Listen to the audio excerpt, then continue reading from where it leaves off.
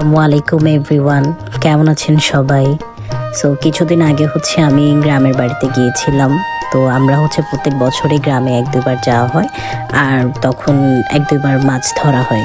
So ওই দিন মাছ ধরার টাইমে আমি কিছু ভিডিও ক্লিপ নেই, তো ভাবলাম সেগুলো আপনাদের সাথে শেয়ার করি।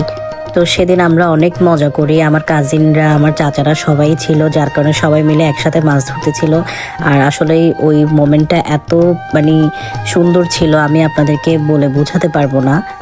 সো এই যে দেখুন, এই একটা মাছ, আরও অনেকগুলো মাছ গিয়ে ধরছগুলো সব আমি অ্যাড করব। অল্প অল্প করে আমি ক্লিপ নিয়েছি, সবগুলো নেওয়া সম্ভব হয়নি আসলে।